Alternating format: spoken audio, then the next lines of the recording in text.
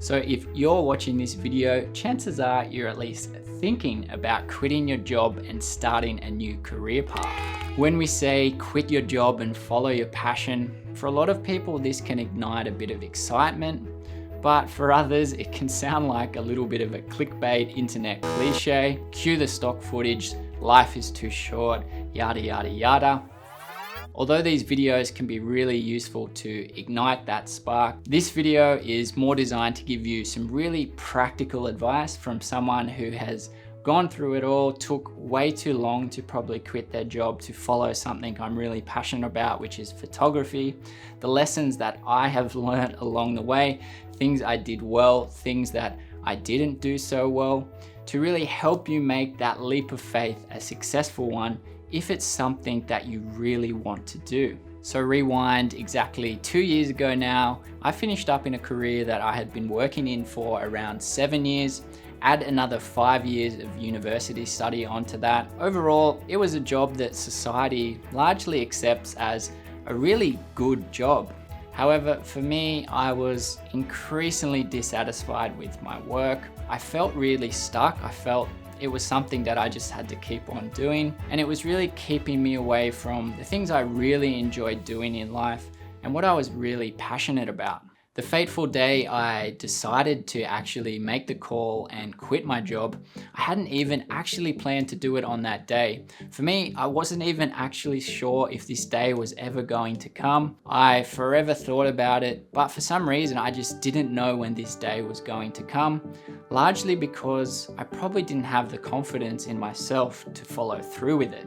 When I finally made that call and gave my notice to my boss, it was like a huge weight had been lifted off my shoulders. It was probably one of the most exciting days of my life, something that I had thought about for years and years that I probably didn't think was going to come. Both scary and exhilarating at the same time. So if my personal story really excites you, chances are there's something deep within you that is searching for something similar. However, I'm certainly not here to tell everyone just to quit their jobs at the drop of a hat. For me, it took years, perhaps longer than it should. So if you're thinking about making that leap of faith jump, well, these are my top 5 considerations to really help you make that transition a successful one. Number 1, build yourself some safety room. Now for me, I was quite privileged in this regard.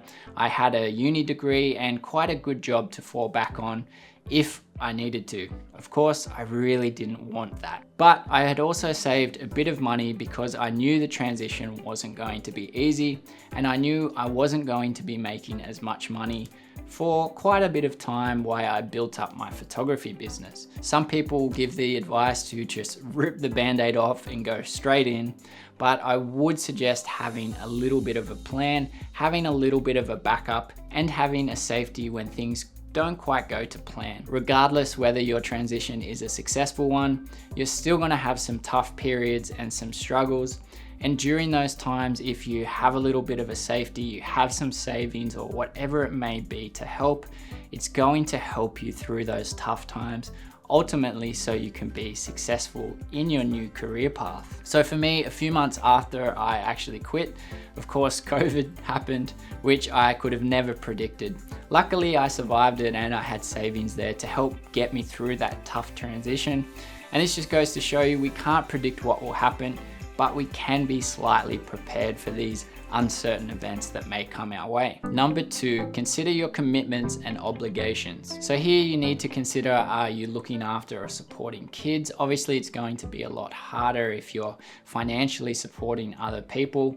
For me, I was lucky not to have that. However, I did have a mortgage. Now, this was probably something that really delayed my decision because I did have to pay back my mortgage. If you're supporting kids or you're paying back a loan, you do have to take this into consideration. Like for me, having my mortgage, it didn't mean that I shouldn't think about my new career path. However, it meant that I needed a pretty detailed and maybe longer term exit strategy to make sure that transition was as smooth as possible.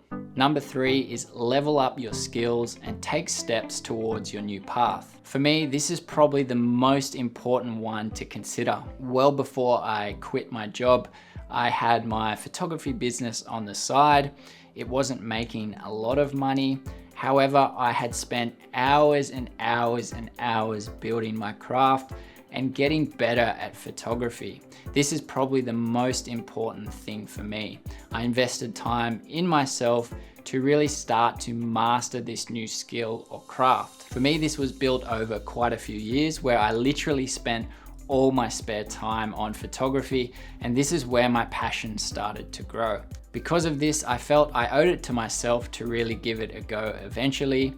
And for me, if you dive into anything like this, this is what turns a simple interest into more of a deep burning passion that you really want to pursue. Overall, I still had no idea what full-time photography was actually going to look like or where the majority of my income was going to come from, but I wasn't starting from scratch and I had somewhat of a plan. So if you're thinking about quitting your job, however, you have no real idea what your new path may be, my advice to you would be think about what you're interested in, what you enjoy doing, maybe start some classes or some courses related to that topic, or start a passion project and really start learning and mastering a skill.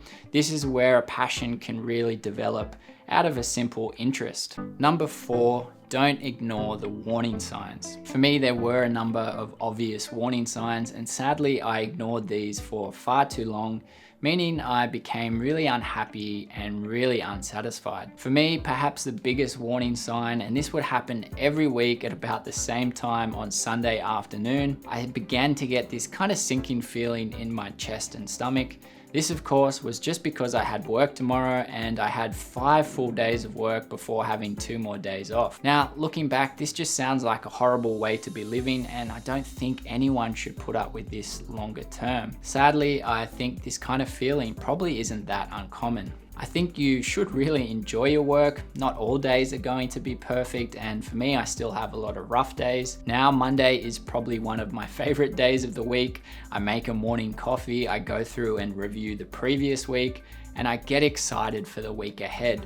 This is how work should be, and it's a polar opposite to how I used to feel on Monday morning. The other warning sign similar to this, on the way to work, many days I would be absolutely dreading the day and I would just continually look at the clock waiting to go home. I also suffered terribly from post-holiday depression. I would come back to work after a nice holiday and just feel terrible because I was back at work. Now I can't wait to come back from holidays. I feel refreshed and energized and ready to get back into work, which again is how you should feel after a holiday. So for me, I ignored these warning signs for many years, and it took a lot of unhappiness and discomfort to finally get to a decision to quit my job. So this is one thing that I wish for everyone else, that sometimes obviously we need to get to a low point to make a significant change. But if anything, if I had really believed in myself sooner and started making plans to make that decision, the transition would have been probably a lot quicker and easier over time. So if those warning signs sound a little bit too close to home for you, this next point is going to be something you should really listen to closely. Number 5, take action and start making a plan. Taking action doesn't mean you have to quit your job right away. Quitting right away for some people maybe sounds like a good idea, but I can't imagine in any situation where making a bit of a plan first wouldn't be a good idea. Again, it doesn't have to be the perfect plan. Mine certainly wasn't, but I did start giving a lot of thought to things like, whereabouts is the money eventually going to come from? What do I need to get good at? And what steps do I need to really start making that happen? Further action to get the ball rolling can be signing up to courses or education that you can do of an evening or on the weekend, wherever you get a bit of spare time. It could be just diving into YouTube and learning a lot of free content that's out there as well. Even things like learning to manage your money a bit better. As I said, getting some savings, maybe it's investing, setting yourself up for when you do make the decision to make the jump, that it's going to make it a little bit easier for you, or you're ready for those harder times when you're making a little bit less money. It also might mean chatting to your current boss, asking if you can drop maybe 1 day a week to start spending time on other things. If that doesn't sound possible, of course, you'll never know if you don't ask. but maybe you need to look for a job with less hours, a part-time job instead of a full-time job, something that will give you a little bit more time to focus on growing your new passion or new career path. This may also mean looking at your expenses and actually learning to live on a little bit less money so you know you can survive spending a bit more time on other things as you really grow and build your passion. Whatever it might be, for me it was photography.